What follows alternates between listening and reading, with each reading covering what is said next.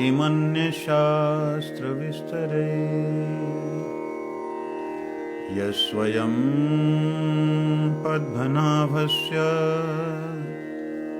मुखपद्माद्विनिसृत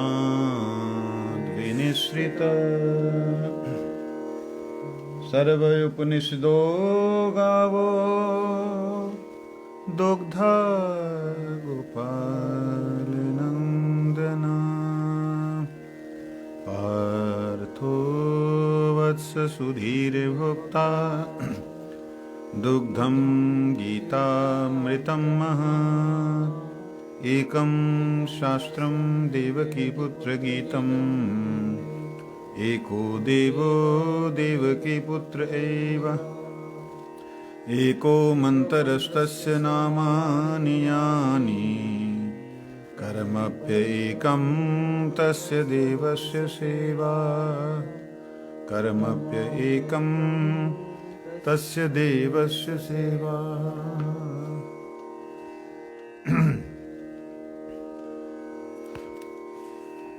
18वां अध्याय।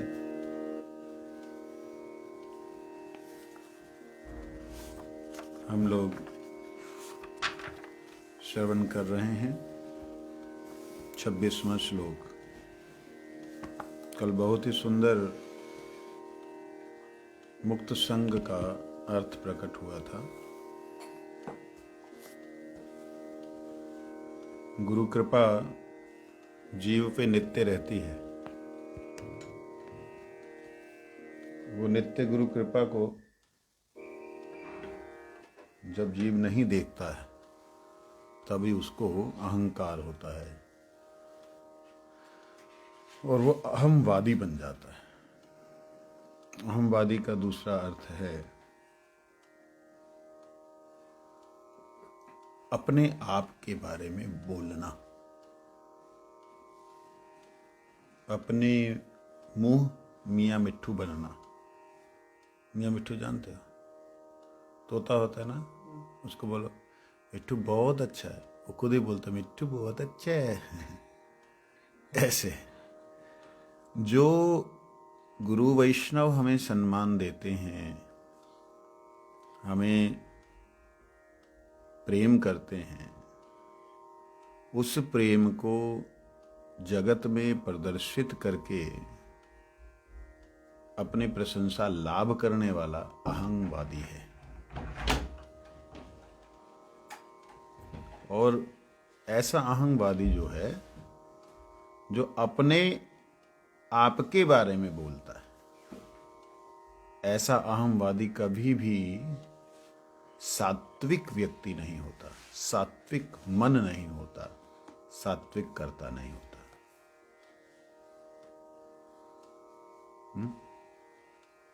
कल हमने मुक्त संग के बारे में पढ़ा था। संग किसे कहते हैं और मुक्त संग क्या है, कल इसके विषय में हमारी चर्चा हुई थी। अहंवादी जो अपने बारे में अपनी प्रशंसा कभी नहीं करता, यहां तक कि अपने द्वारा किए गए शुभ कर्म को भी भगवत करुणा से हुआ है, वैष्णवों की कृपा से हुआ है, मेरे माता पिता की कृपा से हुआ है, मेरे माता पिता का आशीर्वाद है। इस प्रकार से जो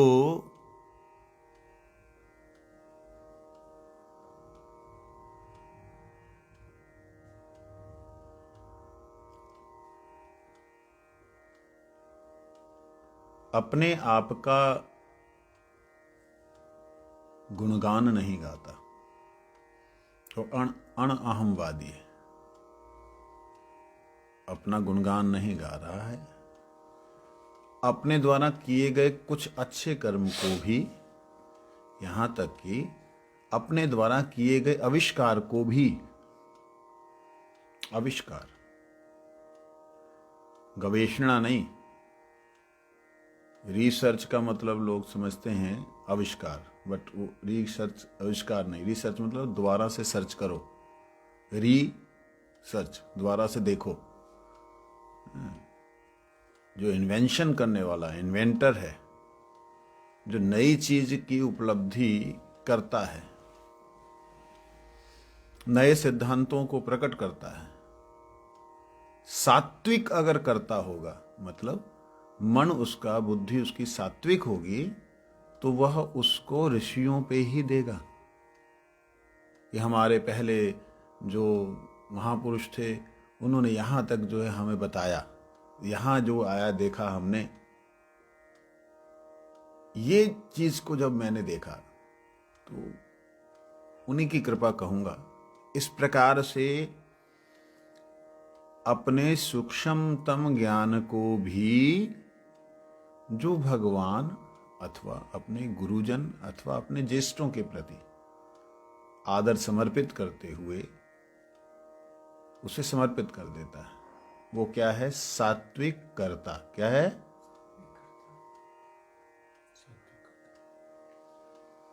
ये है मुक्त संग।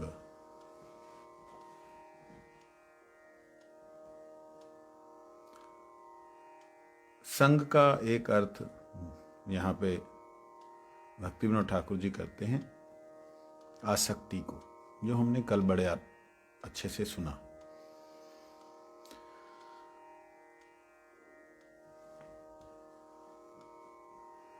आगे है धृत्य उत्साह। धृत्य मतलब धैर्य और साथ में उत्साह। किसी भी कार्य को करने के लिए उसमें धैर्य चाहिए होता है। भूख लगी भूख लगी भूख लगी, बच्चे की तरह जो है चिल्लाने लगे मेरे को अब भी इसी वक्त चावल डाल दो। अरे बच्चे सुन ले, समझ ले, जितना समझा लो, वो 2-2.5 साल 3 साल का बच्चा कोई समझने वाला नहीं। आप कहीं बाहर जाके भीख मांग के तो लाओगे नहीं, अब बनाओगे। अब जब तक नहीं बना लेते, जब तक नहीं खिला लेते, वो उत्पात करता रहेगा। सात्विक जो मन है, सात्विक जो बुद्धि है, उसमें धैर्य रखेगी। बना रहे हैं, मैंने ऐसे बच्चों को भी देखा है।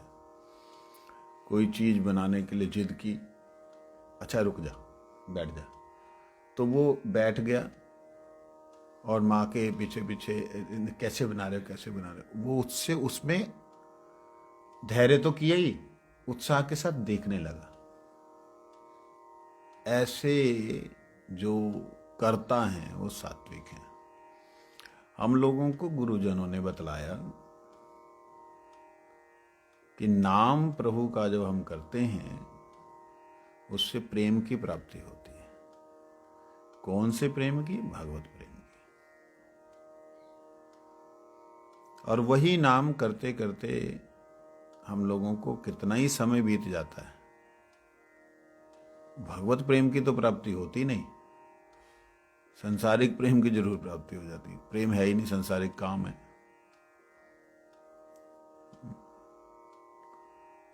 परमेश्वर में जिसका ममत्व हो,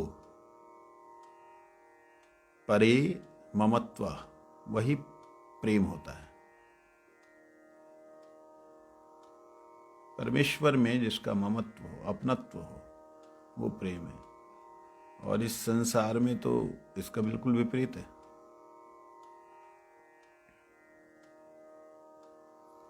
उस प्रेम की प्राप्ति के लिए हमारा ममत्व कहाँ है, हमारी ममता कहाँ है?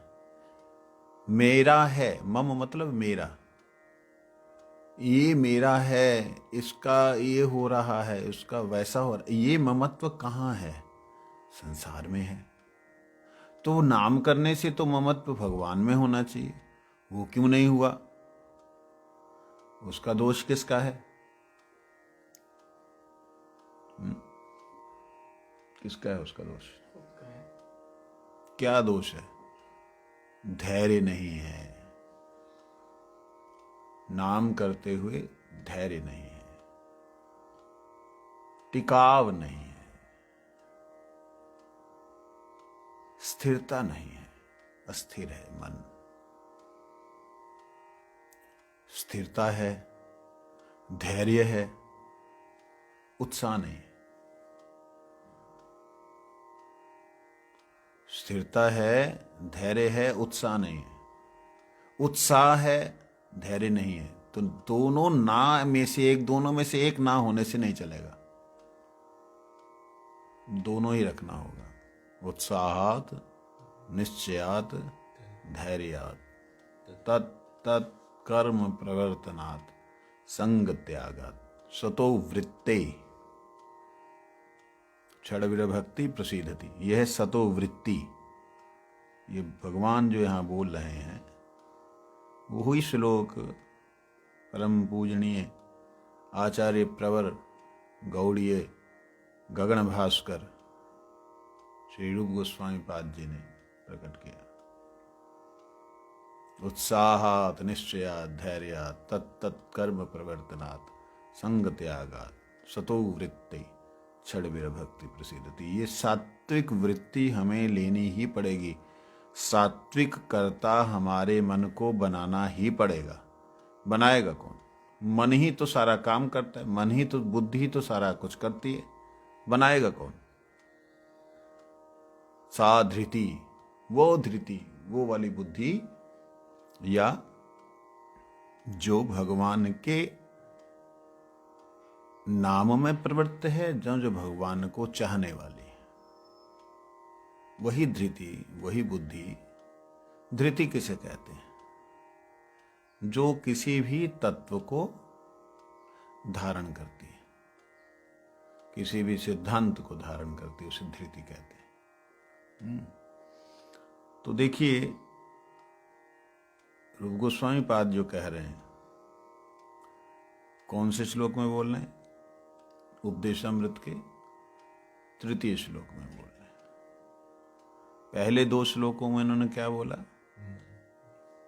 जो हमें नहीं करना है, जिनसे हमें अपने आप को रोकना है,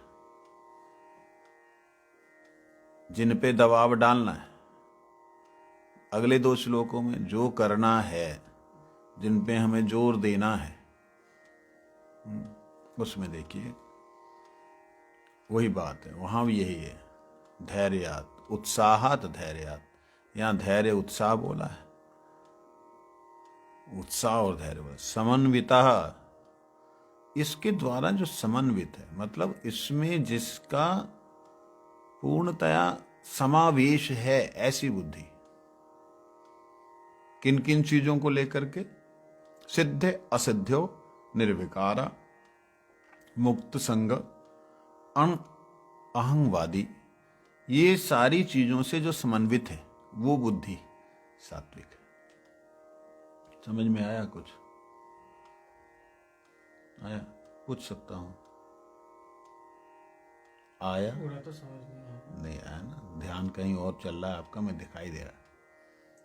हाँ, इसलिए थोड़ा ध्यान इधर ही रखिए। मैं आधा ही घंटा बोलता हूँ, उसमें भी आप ध्यान इधर उधर रखेंगे तो मुश्किल हो जाएगा। किसी को नहीं मालूम मैं बोल किसको रहा हूँ, उनको मालूम मैं दीवार को बोल रहा हूँ। इसलिए धृति कहां से लाएं? धैर्य जो है, जो स्थिरता है, कहां से लेके आए? इसीलिए मैं बहुत बार बोलता हूं, जो मेरे नजदीक आते हैं, जो प्रयास करते हैं कुछ जानने का, उनको मैं बोलता हूं, आसन पे बैठना सीखो। अपना आसन थोड़ा नरम रखो, इतना कि हड्डियां धरती पे ना लगें, ठंडक ना ऊपर आपके आए। आसन पे बैठना सीखो। उत्साह के साथ में सेवा करो, मन स्थिर हो जाएगा। इसमें देखिए, शरीर को, मन को और वाणी को, तीनों को लगाना होगा। आप नहीं लगाएंगे तो नहीं चलेगा। हरिनाम करते करते हम लोग इधर उधर और भी काम करते हैं। यहाँ तक कि कई महापुरुषों को तो ऐसे देख लिया, वो लोग हरिनाम करते हुए हरिनाम की माला जिससे पकड़ी है, उसी से टेबल उठा रहे, उसी से बाल्टी उठा रहे, उसी से बाइक चला रहे, उसी से कार चला रहे हैं। भाई, एक तरफ आपने राधा कृष्ण के सेवक स्वरूप जो गोपीगण हैं या गुरुजन हैं उनको पकड़ रखा है, उसी हाथ से फिर आप दूसरी चीज को पकड़ के ही कर रहे हैं। सोचने वाली बात है कि आप उनको रगड़ रहे हो, उनको लगा रहे हो बाइक चलाने के लिए, जहां उनको लगा रहे हो स्टीयरिंग घुमाने के लिए। कोटि जन्म यदि करे श्रवण कीर्तन तबु ना पाए कृष्ण पदे प्रेम धन। ऐसे करते रहने से करोड़ों जन्मों तक यूं ही अधैर्य होकर के, यूं ही इधर उधर चलन करते हुए, चलते फिरते बिना बैठे, यूं ही मोबाइल के अंदर खसपस खसपस खसपस खसपस करते हुए, जो कि एक अभ्यास बन जाता है। बड़ा भयंकर है ये मोबाइल। एक बार फंस जाए आदमी फिर बुद्धि नहीं छोड़ता, कि कुछ दिन के लिए छोड़ती है, फिर दोबारा से उससे बेटर मोबाइल मिल जाए, ऐसा हो जाती बुद्धि। तो इस चीज को हमें पूरी तरह समझना होगा। धृति, धैर्य तभी आएगा जब सबसे पहले हम अपने शरीर को स्थिर करेंगे। शरीर ही नहीं स्थिर हुआ तो वो मन जो शरीर के ऊपर शासन करेगा या शरीर को चलाएगा, वो कहां से स्थिर होगा? पहले तो बाहर की चीज को स्थिर करो जिसे पकड़ सकते हो। मन को तो पकड़ भी नहीं सकते, तो उसको स्थिर करने से पहले बाहर स्थिर करना पड़ेगा। जैसे उदाहरण के लिए, बाहर ठंड है, आज टेम्परेचर 4 चल रहा है, 4 डिग्री हमारे यहां पे है ना, 4 डिग्री आज टेम्परेचर। तो ये गोवर्धन के अंदर ठंडी होने के नाते अब हमें क्या करना चाहिए? सबसे पहले अपने दरवाजे बंद, खिड़की बंद, और सब जगह से जहां से हवा आ रही है उनको बंद करना पड़ेगा। सबसे पहले तो बाहर का काम करना पड़ेगा। जब वो बंद होगा तो धीरे धीरे अपने शरीर की जो गर्मी है वो अपने आसपास रहनी शुरू होगी, वो डिस्टर्ब नहीं होगी। फिर अपने शरीर को कवर करना पड़ेगा चादर चूदर से, ऐसे नहीं।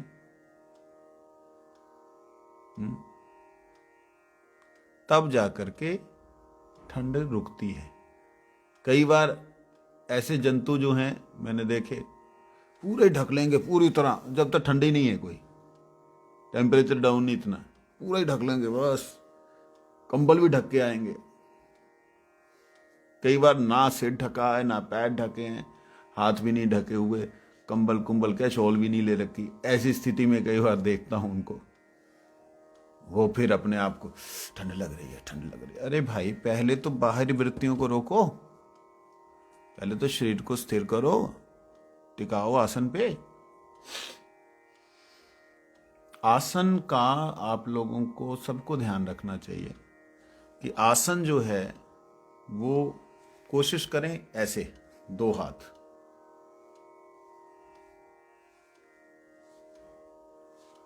दोनों साइड से 2-2 हाथ, बड़ा हो, नरम हो। नहीं आसन आपको कोई अच्छा मिल रहा तो आप कंबल का आसन ले रख सकते हैं, नया कंबल जिसको यूज ना करें सोने के लिए, खाने के लिए। लोग बड़े विचित्र हैं, जिस आसन पे संध्या वंदन करते उसी पे कोई आता है तो उसको खाने के लिए दे देते हैं। जिस आसन पे पूजा करते हैं उसी आसन को पैर से सरकाते हैं। किसी के भी आसन के साथ में आपका पैर नहीं लगना चाहिए। घर में एक ही आसन पे सभी लगे हुए हैं, ये कोई पाखाना है कि आप उसके ऊपर जाकर के सभी एक ही आसन पे बैठ करके आप, ये तो कोई ऐसी, भाई समझना चाहिए। आसन का मतलब आसन होता है, आसन का मतलब भगवान का भजन, भगवान का साधन, भगवान का पूजन। आपका अपना ही आसन स्थिर नहीं है तो शरीर कहां से स्थिर होगा? शरीर ही स्थिर नहीं है तो इसकी वृत्तियां, जो चक्षुकर्ण नासिका जिह्वा की वृत्तियां, वो कहां से स्थिर होंगी? उन्हीं को नहीं रोका है तो मन तो और भयंकर चंचल है, उसको कहां से रोकोगे? जब वो रुकेगा ही नहीं तो धैर्य कहां से आएगा? जब धैर्य ही नहीं होगा तो आपकी जो धृति है, आपकी जो बुद्धि है जिसने सब कुछ धारण करना है, वो पवित्र कैसे होगी? जब वो पवित्र नहीं होगी तो उत्साह अंदर से आएगा कहां से? ये सारी चीजें एक साथ जुड़ी हुई हैं, तो इसलिए ध्यान रखना चाहिए। उसके बाद भगवान कहते हैं सिद्धय असिद्धयो निर्विकार। अपने कार्य को जो कर रहा है उसका फल उसे मिला कि नहीं, इसमें, और फल मिल गया इसमें, निर्विकार है। मिल गया तो पागलों की तरह एकदम देख ले मैंने ऐसा किया मेरे को मिल गया, ऐसा हो ही नहीं सकता। अहमवादी तो है ही नहीं ना, अपने अहम के बारे में बोलता तो है ही नहीं। वाद मतलब बोलना होता है, अहंकारी तो है ही नहीं, भक्ति विनोद ठाकुर जी बोलते हैं। तो ये सात्विक बुद्धि जो है, इसमें सिद्धि प्राप्त हो या ना हो, देखिए जब तक ये स्थिति नहीं आएगी ना, मेरे को हरिनाम करने के बाद में, इतना मंत्र जप करने के बाद में ऐसे दर्शन होंगे या ऐसी क्रिया होगी, ये हो या ना हो, मैंने इतना मंत्र जप करना है, इतना साधन करना, जब इस ट्रैक के ऊपर आ जाएंगे, इस रास्ते पे आ जाएंगे, तब जो है छोटा सा एक काम बनेगा, वो होगा सिद्धि की लालसा नहीं है। मतलब सिद्धि मतलब प्राप्ति, कोई भी प्राप्ति, भगवत प्राप्ति को ले लो, चाहे हरि नाम में रुचि को ले लो, हरि नाम में आस, कुछ भी प्राप्ति, उस प्राप्ति में जब हमारी उत्साह तो रहेगा करने का, होगा होगा होगा होगा होगा, धैर्य रखो धैर्य रखो धैर्य, पक्का होगा, निश्चित होगा निश्चित होगा, हो नहीं है, हो बिना रहे होगा ही नहीं, बिना रहे तो रह ही नहीं सकता, होगा ही होगा, ये भाव तो रहना चाहिए, उत्साह। ये उत्साह नहीं टिक सकता। बात समझ आई नहीं आई? सिद्धि की लालसा है, सिद्धि नहीं मिल रही है, उत्साह धीरे धीरे खंडित होता जाएगा, फिर धैर्य रहेगा, फिर अधीर हो जाएगा।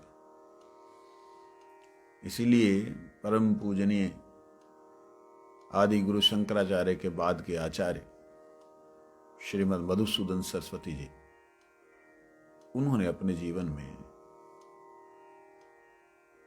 कृष्ण मंत्र का जप किया। कृष्णात् परतरम किमपि तत्वम अहम न जाने, भज गोविंदम गोविंदम भज मूढ़मते इत्यादि जो कृष्ण के विषय में गुरुदेव से सुना, तो उन्होंने कृष्ण मंत्र की साधना करने की इच्छा की। कृष्ण मंत्र की साधना की, बड़ी लंबी साधना चली।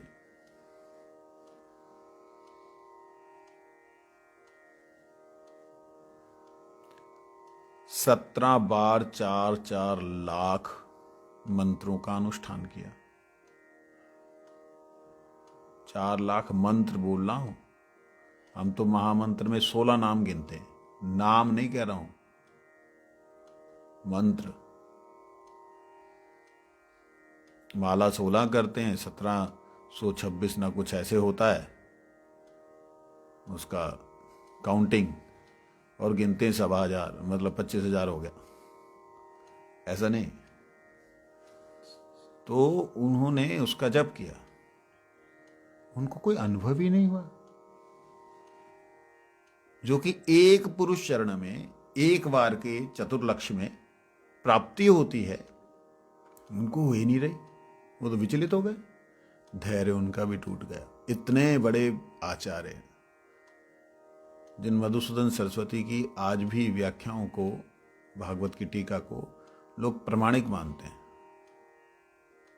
उन मधुसूदन सरस्वती जी का प्राप्ति नहीं हुई, सिद्धि नहीं हुई। सिद्धि के प्रति उनकी जो एक लालसा थी कि भगवत दर्शन होंगे, जब भगवत कृपा होगी, जिससे कि मैं समझ पाऊंगा कि कृष्ण से परे कोई नहीं है, ये बात को मैं कैसे समझूं? गुरुजी ने तो कह दिया, लेकिन कैसे समझूं? मैं तो ब्रह्म ही हूं, ब्रह्म होने पर भी मैं ब्रह्म को नहीं जान पा रहा हूं, तो मैं क्या जाना? अज्ञानता में एकदम डूब गए। तो वहां एक बहुत ही भयंकर अघोरी थे, जो साधना में लीन थे, जो मतलब आपके सामने ही उड़ता हुआ घड़ा जाएगा, पानी भरेगा, वापस आ गया, इस प्रकार से करने वाले भयंकर तांत्रिक थे। उनके पास गए कि भाई तुम ये कैसे करते हो? कहते सिद्धियां हैं। कहते, क्या सिद्धि है आपके पास? है भैरव सिद्धि है। भैरव सिद्धि है, मैं कर सकता हूं। कहते आपको क्या जरूरत है? कहते नहीं, मेरे कुछ नहीं हुआ, मैंने इतना इतना इतना इतना किया, मेरा कुछ नहीं हुआ। बताया नहीं पूरा रहस्य कि मैंने क्या भजन किया, बहुत साधनाएं की, कुछ नहीं हुआ। इसलिए कहते हाँ हाँ आप करिए, इतना मंत्र जप करना, इतना समय करना, करने से हो जाए। उन्होंने उस मंत्र को भी किया, कुछ नहीं हुआ। जैसे बोला था वैसा किया, उससे भी कठोर तरीके से किया, कुछ नहीं हुआ। तो माथा गर्म हो गया कि मेरे जीवन में ऐसा क्या है। तब उन्होंने जाकर के फिर उसी अघोरी से पूछा कि ऐसा क्या दुर्भाग्य है कि ना तो मेरे को कृष्ण मंत्र ही साधित होता है, ना आपके भैरव मंत्र ही साधित होता। मैंने तो एज इट इज किया जैसे आपने बोला था, उससे भी बढ़कर के मेरी कोशिश हुई कि मैं तपस्या करूं। ऐसा कैसे हो सकता है? कहते रुको जरा, मैं बुलाता हूं। बैठाया सामने, साधना की, भैरव सामने। भैरव मतलब शिव जी का एक रूप है। सामने शिव नहीं है। अरे इन्होंने इतनी साधनाएं की, अब वो सुन रहे हैं उसकी बात को। अरे इन्होंने इतनी साधना की, आपको बुलाना चाहा, आप क्यों नहीं आए? तो उसने बोला इन्होंने जो पहले की साधना की है उतनी साधना तो मैंने कभी नहीं देखी। उस साधना के प्रभाव से मैं इनके सामने नहीं आ सकता, इसलिए मैं इनकी पीठ के पीछे से बात कर रहा। कहते तुम सामने आके दर्शन दो। कहते मैं इन समर्थ नहीं है कि मैं इनके सामने आ जाऊं। वो जो मंत्रों की साधना की, कृष्ण मंत्रों की साधना, उसके कारण। तब कहते फिर वो मंत्र की साधना की। तो उन्होंने बोला कि आप पूछो प्रश्न, क्या पूछता। उन्होंने बोला अच्छा ठीक है, मैंने जो मंत्र की साधना की वो क्यों नहीं सिद्ध हुई? कहते आपने जो मंत्र की साधना की वो 17 × 4 कितना होता है?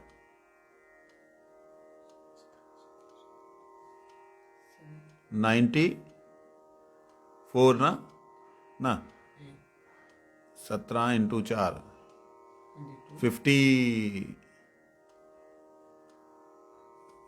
70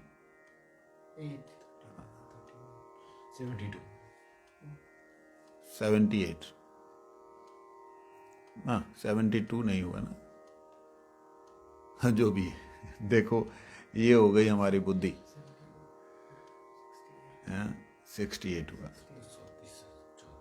68 हुआ। कहते उसने बोला 68 बार आपने कर लिया,